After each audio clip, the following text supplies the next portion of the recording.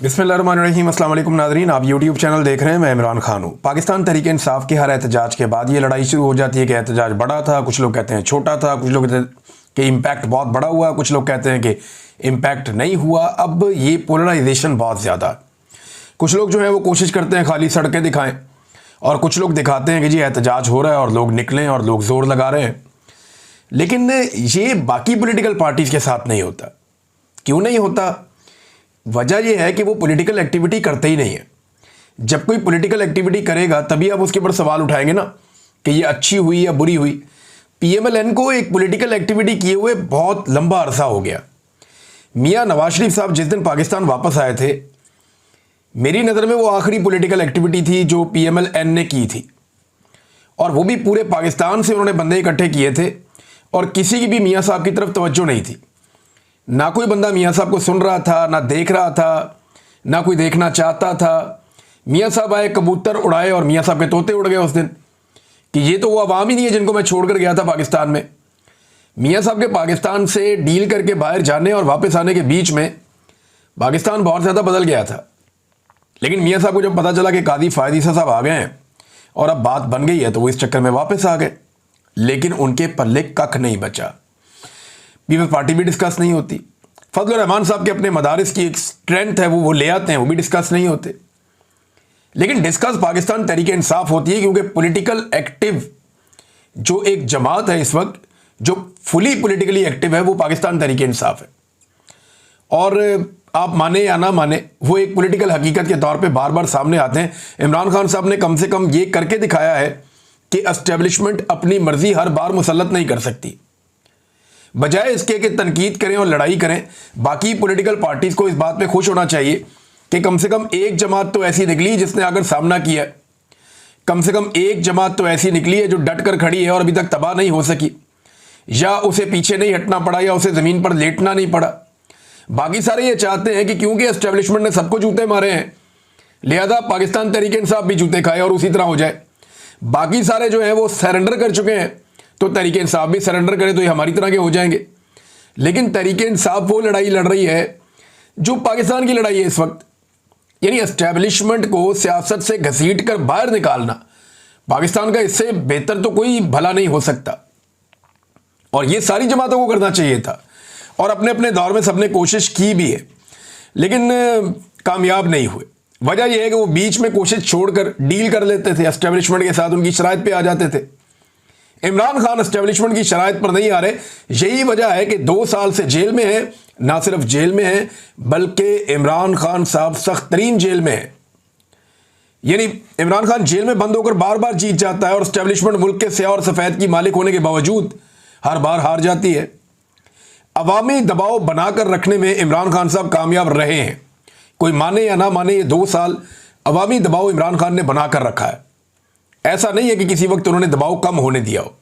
एक आदमी है ना, वो आपको दिखाई देता है ना आपको सुनाई देता है, लेकिन इसके बावजूद वो आदमी जेल में बैठकर रेलिवेंट लीडर है। आज आप बदतरीन पाकिस्तान तहरीक इंसाफ के मुखालिफ से पूछेंगे ना, पाकिस्तान में पॉलिटिकली सबसे ज़्यादा एक्टिव बंदा कौन हो गई? इमरान खान। आखिरी दफ़ा कब देखा था जी? 2 साल पहले।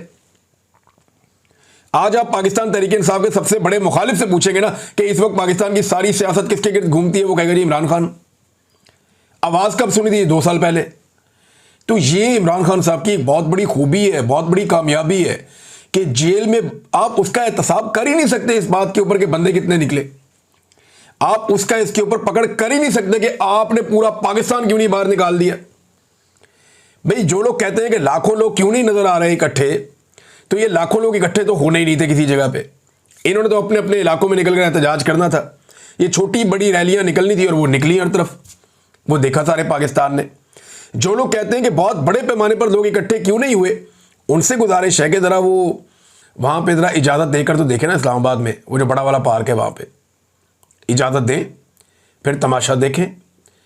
ज़रा माहौल खोलें ना 2 दिन के लिए कि जनाब 2-4 दिन कोई पकड़ धकड़ नहीं होगी। पाकिस्तान तहरीक इंसाफ को खुली इजाज़त है, वो यहाँ पर आके जलसा कर लें डी चौक में, या वो पार्क के अंदर कर लें, तो आप देख लें दूध का दूध पानी का पानी हो जाएगा।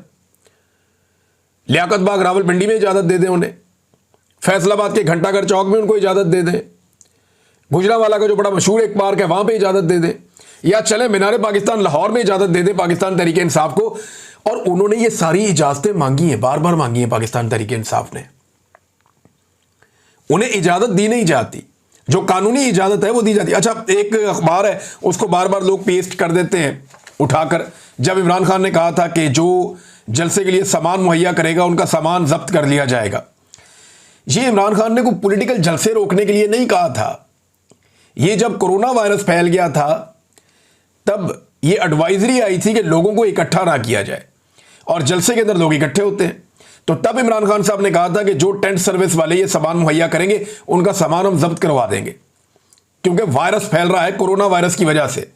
वरना जहां जहां जिस पॉलिटिकल पार्टी ने इमरान खान के दौर में जलसे की इजाजत मांगी उन्हें इजाजत मिली है, जहां जहां किसी ने लॉन्ग मार्च करना चाहा उन्होंने किया है, जहां जहां किसी ने फजलुर रहमान साहब आगे कितने दिन बैठे रहे इस्लामाबाद में, ये PMLN भी आई, पीपल्स पार्टी भी आई, सारे आए, बार बार आए, इमरान खान साहब ने कभी नहीं रोका इन्हें। तो लेकिन इमरान खान एक डिफरेंट आदमी, बड़े महदूद ऑप्शंस के साथ इमरान खान साहब ने मुजामत करके दिखाई है। यानी आवाज़ आप नहीं सुन सकते, तस्वीर आप नहीं देख सकते, मुलाकातों पे पाबंदी है, सख्त तरीन जेल काट रहा है, लेकिन जेल में बैठ के कोई एक आदमी इतने मुश्किल हालात के बावजूद मुकम्मल तौर पर रेलिवेंट रहा तो वो इमरान खान है। ये आपको दूसरी मिसाल नहीं मिलती। यानी मुझे अच्छी तरह याद है कि जब फस्तायत का दौर था PMLN के खिलाफ, परवेज मुशर्रफ का दौर, हालांकि ये दौर उससे ज़्यादा खौफनाक है, तो तब शहबाज शरीफ ने एक दिन फैसला किया कि वो बरतानिया से पाकिस्तान आ जाएंगे। इन्होंने पाकिस्तान आने का फैसला किया और पूरे पाकिस्तान के अंदर जनाब हम कैंपेन चलाएंगे, बहुत पैसा खर्च किया, बड़े लोगों को इन्होंने कहा, सारी पार्टी को इन्होंने मोटिवेट किया, तो कहीं कोई बंदा ही नजर नहीं आया सारा दिन।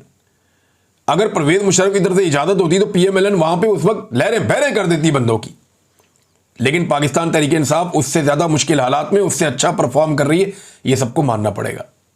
जब शहबाज शरीफ वजीर आला पंजाब था और नवाज शरीफ साहब अपनी बेटी के साथ एयरपोर्ट आ रहे थे तो उन्हें रिसीव करने जाना था, यह मियां साहब का हुक्म था, और मैंने टीवी पे बैठ के उस दिन कहा था कि शहबाज शरीफ किसी सूरत भी कंटोनमेंट में दाखिल नहीं होगा। क्यों दाखिल नहीं होगा? मैंने कहा मैं शहबाज शरीफ को अच्छी तरह जानता हूं, यह कभी भी एंटी एस्टेब्लिशमेंट एक इतना सा भी कदम नहीं उठाएगा, ये नहीं जाएगा आदमी कभी भी, ये बहुत अच्छा बच्चा है। उस वक्त जावेद चौधरी साहब एक दो और सहाफी थे वहां पे टीवी के ऊपर, मेरे से गर्म हो गए, उन्होंने कहा नहीं नहीं नहीं शहबाज शरीफ जाएगा। मैंने कहा जी मैं आपको बता रहा हूं कि ये आदमी कभी भी कैंट की हुदूद में दाखिल ही नहीं होगा। ये वजीर आला पंजाब का बेशक, लेकिन ये कैंट की हुदूद में दाखिल नहीं होगा। और यही हुआ कि मियां साहब को एयरपोर्ट से लेकर चले गए और शहबाज शरीफ साहब कैंट की हुदूद में दाखिल हुए बगैर माल रोड से अपनी तकरीर करके वापस निकल लिए। एग्जैक्टली शहबाज शरीफ साहब ने उस दिन वही किया जो गंडापुर साहब करते हैं आजकल। तो शहबाज शरीफ साहब बहुत अच्छे बच्चे थे और उसका उन्हें तोहफा भी मिला, लेकिन नवाज शरीफ साहब जो हैं वो इतने अच्छे बच्चे नहीं थे, लेकिन अब वो बहुत अच्छे बच्चे बन गए। नाज़रीन, पाकिस्तान तहरीक इंसाफ ने खैबर पख्तूनख्वा में तो उनकी हुकूमत है, तो वहाँ बहुत बड़ी बड़ी रैलियाँ होनी थी। मर्दान में बहुत बड़ा प्रोग्राम हुआ, स्वाबी इंटरचेंज पे बहुत बड़ा प्रोग्राम हुआ, जहाँ पे असद कैसर साहब और शहराम तरकई ख़ास तौर पर इन्होंने बहुत बड़ा इज्तिमा किया लोगों का, और बैन अल-अक़वामी मीडिया ने बड़ी कवरेज की है, बहुत कवरेज की है। रॉयटर्स के ऊपर मैंने देखा, TRT वर्ल्ड में देखा, अल जज़ीरा इंग्लिश में देखा, अरबिक चैनल पे देखा, अल अरेबिया में देखा, और मलेशिया टुडे के अंदर मैंने देखा, BBC पे देखा, ब्लूमबर्ग पे देखा, बहुत सारे और बैन अल-अक़वामी मीडिया है, जरीदे हैं, अखबारात हैं और मीडिया हाउसेज हैं, उन्होंने ये खबरें चलाई हैं इमरान खान साहब के एहतजाज की, और भरपूर तरीके से ये खबरें चली हैं। अब तक इतने ही, अपना ख्याल रखिएगा, अपने इस चैनल का भी। अल्लाह हाफ़िज़।